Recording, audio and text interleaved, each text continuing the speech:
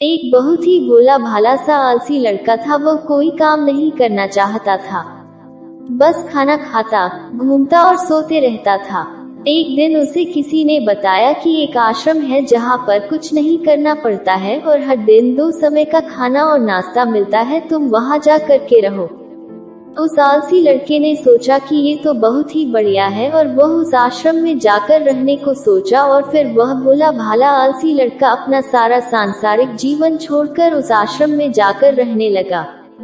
आश्रम में गुरुजी रहते थे। वह कुछ समय सबको प्रवचन देते हैं। वह आलसी लड़का सुनता था, बाकी समय आराम करता था और फिर भरपेट खाना खाकर सो जाता था।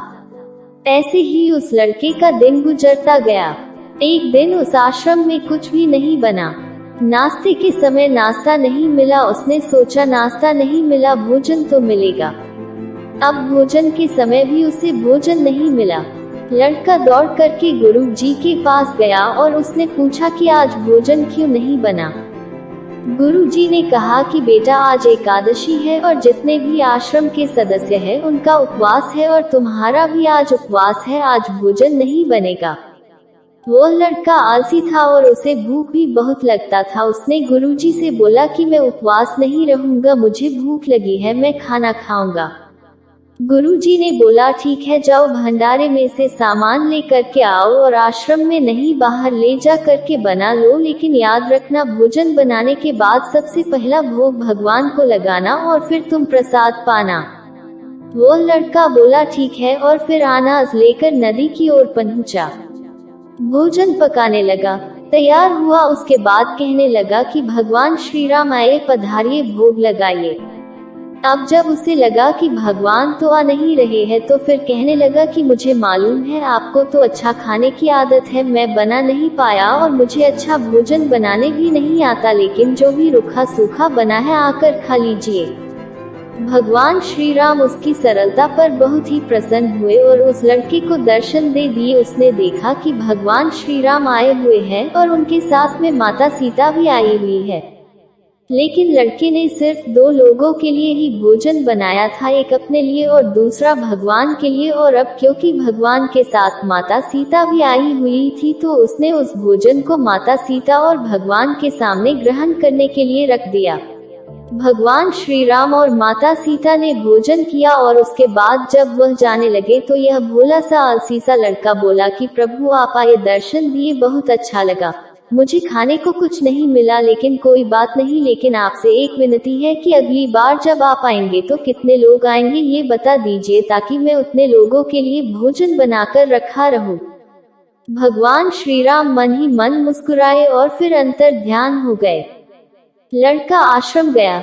दिन बीतता गया और फिर एकादशी का दिन आया और इस बार उसने 3-4 लोगों के लिए अनाज लेकर के खाना बनाने के लिए नदी के किनारे पहुंचा और उसने बड़े प्रसन्नता से भोजन बनाया और इंतजार करने लगा कि प्रभु आइए और भोग लगाइए। इस बार लड़का देखता है कि भगवान श्री राम पूरा राम दरबार लेकर के आए हैं, जैसे माता सीता, लक्ष्मण, भरत, हनुमान जी और सभी लोग आए हैं। लड़के ने 3-4 लोगों का भोजन बनाया था और इस बार भी भोजन कम पड़ गया। लड़के ने निराश होकर भोजन को प्रभु के आगे रख दिया। उन्होंने भोजन किया और फिर चले गए और इस बार भी लड़का फिर से भूख रह गया। अब लड़का फिर आश्रम गया। दिन बीतता गया और फिर एकादशी का दिन आया और इस बार गुरुजी से कहने लगा कि गुरुजी मुझे इस बार थोड़ा ज्यादा अनाज चाहिए। गुरुजी सोचने लगे कि यह इतना सारा अनाज का करता क्या है, कहीं इसे बेचता तो नहीं है। फिर उन्होंने कहा कि ठीक है, भूख से परेशान रहता है। लड़के ने कहा कि नहीं गुरुजी, मैं भूख से परेशान नहीं रहता हूँ, प्रभु के साथ बहुत लोग आते हैं, उनको भी तो भोजन करना पड़ता है। गुरुजी को लगा कि लड़का पागल हो गया है, लेकिन गुरुजी ने सोचा कि चलो एक बार चलकर देखते ही कि लड़का इस अनाज का करता क्या है। वह भोला सा लड़का अनाज लेकर के नदी के किनारे पहुंचा और इस बार भोजन बनाया नहीं। उसने सोचा कि प्रभु हर बार ज्यादा लोगों को लेकर के आते हैं, इस बार वह जितने भी आएंगे खुद बना करके भोग लगा लेंगे। और फिर प्रेम से प्रभु को बुलाने लगा। गुरुजी ये सब छुपकर देख रहे थे कि ये भोजन तो बनाया नहीं और प्रभु को बुला रहा है।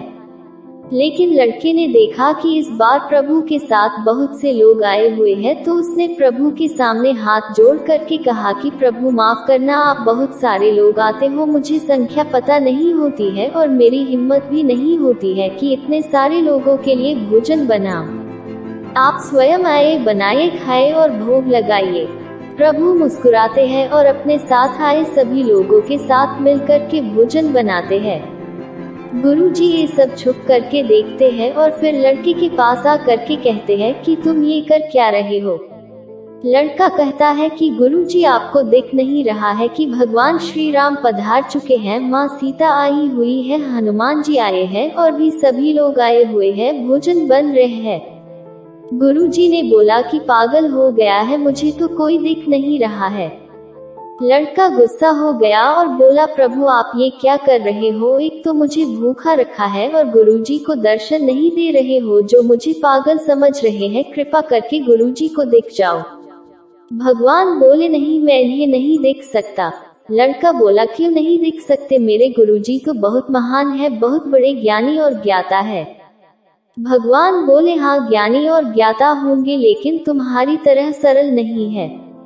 जो सरलता तुम में है वो तुम्हारे गुरुजी में नहीं है। लड़के ने ये बात गुरुजी से कह दी कि भगवान श्री राम कह रहे हैं कि आप में सरलता नहीं है, आप मेरी तरह सरल नहीं है, इसलिए आपको नहीं दिख सकते।